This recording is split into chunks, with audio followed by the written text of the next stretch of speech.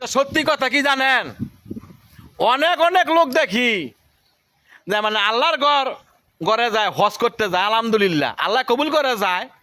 কিন্তু একটা হাদিসে দেখছি হজে মেঝে যাওয়ার আগে মানুষের দেনা ভাড়া শোধ করাটা আরেকটা ফরজ।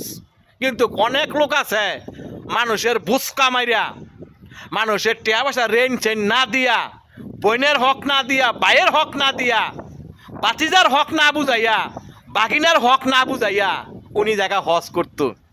উনি কয় আমি আইয়া তখন সম্পদ তো করে বুঝাই দিমু।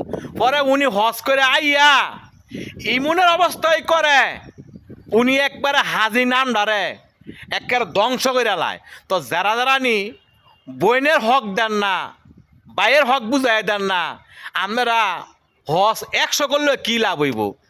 শুক্রবারে হুজুররা কয় যদি ভাই বোনের হক যদি বুঝায় না দেয় তো যত হজই করুক কবুল হবে না। আল্লাহ নিজে স্বয়ং হয়ে গেছে আগে দেনা ভাঙতে হইব এবং হজ করতে হলে হক হালালি টিয়া লাগবো। আর এখনকার বর্তমানে যা দেখতাছি হালাল কামাই বলতে কোনটা, ব্যবসা করলে মিছা কথা, দোয়ান চালাইলে মিছা কথা, যে কোনো কয় মানে কামাই করে গেলে মিছা কথা ছাড়া কোনো ব্যবসায়ী হয় না। কথাটা সঠিক কিনা জানায়েন?